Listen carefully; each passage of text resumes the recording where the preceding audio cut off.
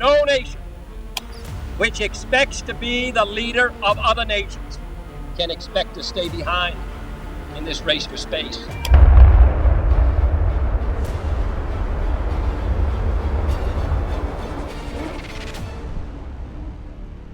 Hello and welcome to the Terran Space Academy, where we help prepare you for a bright future in the space industry.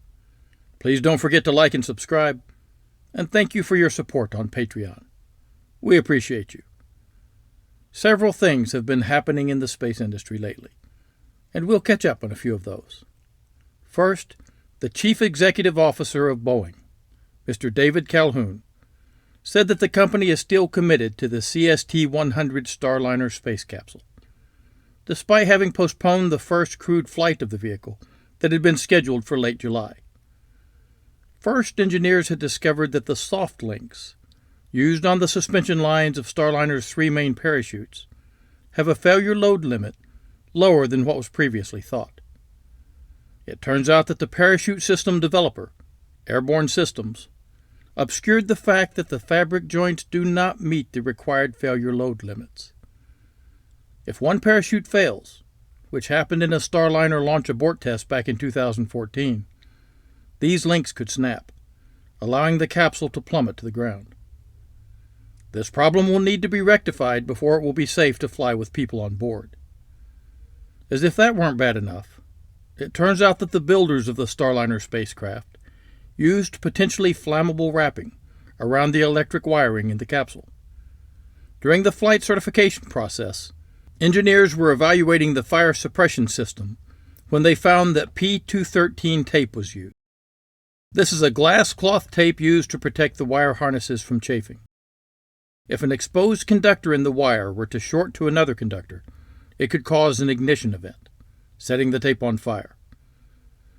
There are estimated to be hundreds of feet of P213 in the Starliner capsule. The potential for fire in a space capsule is taken very seriously. The entire crew of Apollo 1 burned to death when an electrical short caused a fire in the high-oxygen environment. Starliner had already suffered from a mechanical valve failure in 2021, when 13 out of 24 oxidizer valves failed to function properly, due to moisture soaking through and interacting with hypergolic propellants. This caused the valves to stick in the wrong position and was detected when the capsule was being prepared for launch. I know I'll get some hate from Boeing fans for saying this, but NASA should focus on getting Dream Chaser into operation. Boeing has had their chance, spending billions of taxpayer dollars and getting it completely wrong so far. We must fight the sunk cost fallacy. It's time to scrap the Starliner spacecraft. Now let's look at the latest on the Vulcan rocket system. The Vulcan rocket system is doing a little better. Though it has been delayed again, delays are expected in the space industry. Every projected date is a best-case scenario. That being said, Vulcan has been suffering from delayed response from the booster engine ignition system. The Vulcan rocket system consists of a first stage with two BE-4 methane-fueled rocket engines, which are built by Blue Origin and have been covered in several lessons. The Vulcan was undergoing a flight readiness firing. This is where the operational readiness of the fully integrated system, launch vehicle, ground systems, facilities, and operating software, is all tested to simulate a full engine start sequence and hot fire abort response. The fact that this problem occurred is not good news for the United Launch Alliance. ULA has just launched their last Delta IV Heavy rocket to orbit June 22nd, and are dependent on the Vulcan rocket to stay viable. ULA also suffered a setback when the Centaur 5 second stage of the Vulcan rocket system blew itself to pieces. This problem has nothing to do with Blue Origin or the BE-4 engines, though it is said Blue Origin did erase their tapes of the event after turning some over. The Centaur has been a very dependable second stage for half a century, and has extremely efficient RL-10 hydrogen-fueled rocket engines, produced by Aerojet Rocketdyne. But this version of the Centaur second stage has been significantly modified, and can almost be considered a new spacecraft. The United Launch Alliance had been working on a program called ACES. ACES stood for Advanced Cryogenic Evolved Stage. ACES used an old 1930s design of a four-cylinder internal combustion gasoline engine to make an extremely efficient hydrogen-fueled generator. This would allow the ACES system to burn boil-off hydrogen and oxygen gas to maintain cryogenic temperatures for the tanks and power the spacecraft. I loved the innovative design of the ACES system. Elements of the ACES program were brought forward and merged to create Centaur 5. Centaur 5 was developed from the Centaur 3. I don't know really anything about the Centaur 4. The most common variant of Centaur 3 is 12.68 meters tall and about 3.05 meters in diameter. It has an empty mass of 2,247 kilograms in the single-engine variant and 2,462 kilograms in the dual-engine variant.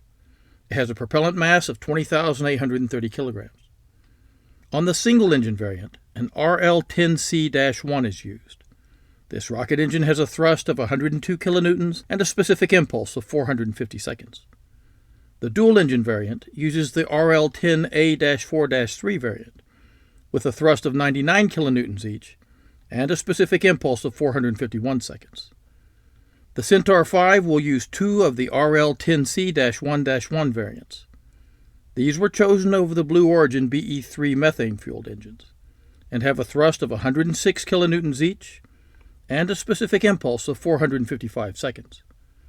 The Centaur 5 is 5.4 meters in diameter, compared to the little more than 3 meters of the Centaur 3.